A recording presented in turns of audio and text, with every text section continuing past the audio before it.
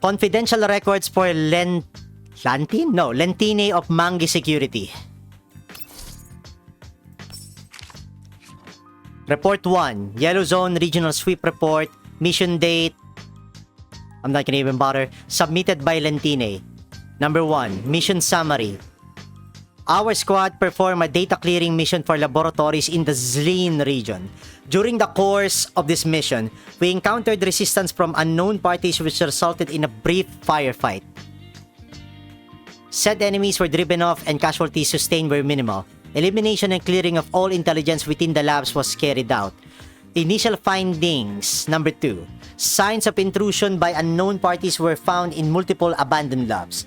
The facilities were not severely damaged, but there were signs that basic survival equipment, rations, daily expendable supplies, and the like had been removed from the premises. All physical drives and abandoned equipment that could risk an information leak have been physically destroyed. We contacted underground brokers for clues regarding the location of certain missing pieces of equipment. The Yellow Zone has long-standing and established channels for trading controlled materials, involving many small armed groups scattered throughout the region.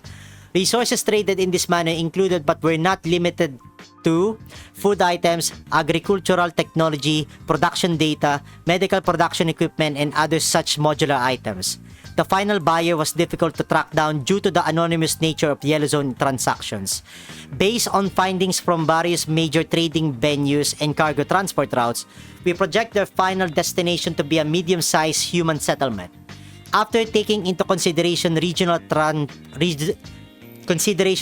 radiation scan data, there is also a possibility that the destination might be a large-scale human settlement. For further details, please consult Attachment 1. Number 3. Conclusions and recommendations.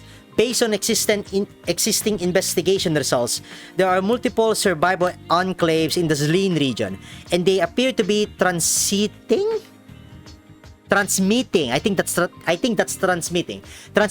the typical settlement model to armed communities. Underground broker transport routes span distances of hundreds of kilometers.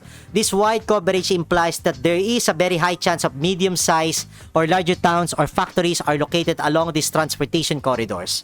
Long-term developments in certain regions indicate a shift toward the development of armed forces, which will influence traditional commercial shipping routes and regional power balances.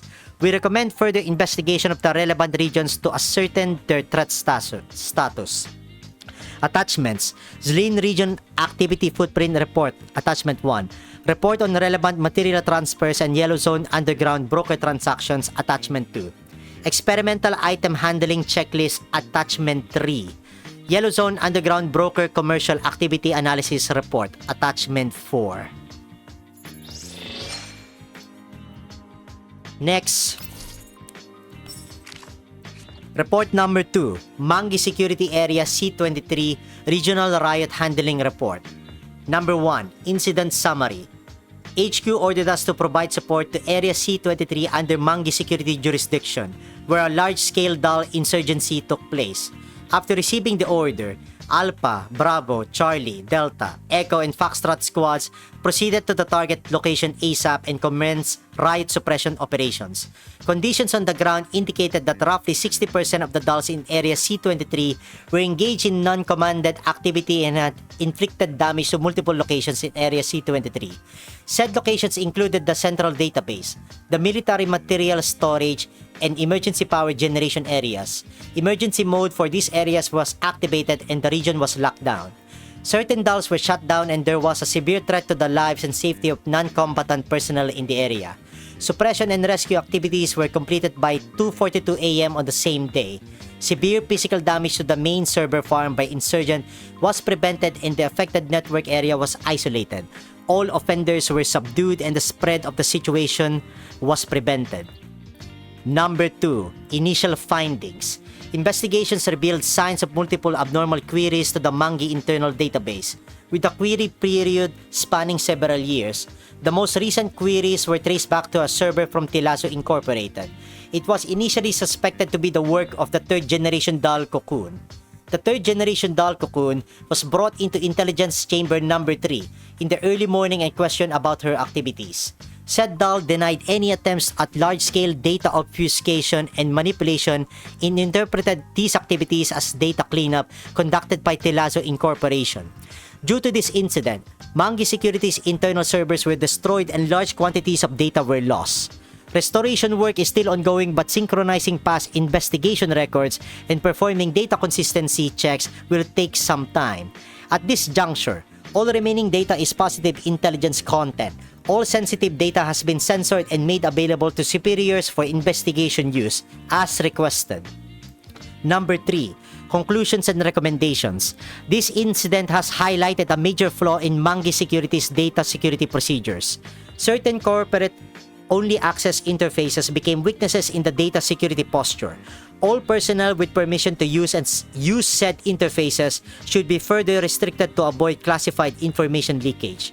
In addition, due to hacking and tampering with the Mangi security database, it is recommended that relevant data be considered not fully reliable until it is cross-checked with past database records. We recommend enhanced compartmentalization between internal and external networks, a multi-layered defensive structure, and comprehensive information security improvement measures. Attachments: DAL Insurgency Action Log Attachment 1, Access Logs for Cocoon Attachment Number 2, Telazo Incorporated Personal Testimony Records Attachment Number 3. Last. Report Number 3. Third Generation DAL IGLA Personal Transfer File. Submitted by Lentine. 3 days ago, our unit took possession of the third generation DAL IGLA, serial number STR03A482, hereafter referred to as the subject.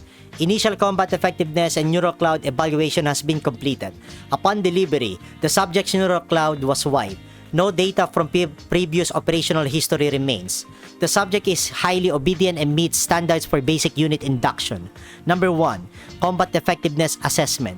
During offensive evaluations, subject's offensive capabilities surpass baseline by 160%.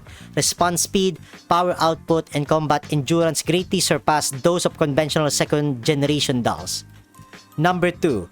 Performance Analysis. Subject exhibited exceptional combat endurance under highly disruptive conditions. Subject was able to maintain basic combat ability even after its simulated frame was damaged and its frame demonstrated a limited self-repair capacity. This characteristic differs from legacy second-generation DALs. Investigations into the functions are currently ongoing and permission for more in-depth functional testing for the subject is requested. Number 3. Neurocloud Evaluation.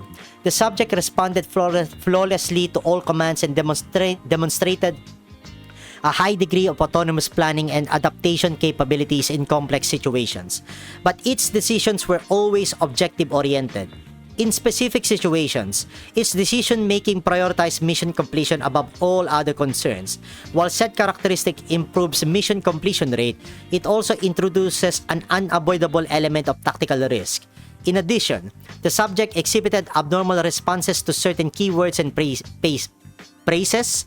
Said responses persisted even after multiple neural resets, which suggests the possibility that a backdoor exists in the subject's basis layer. For safety's sake, regular neural resets will be carried out and the subject will be prevented from making direct contact with the information in question. Attachments: Combat Test Data Breakdown Attachment 1, Abnormal Response Trigger Keyword Log Attachment 2.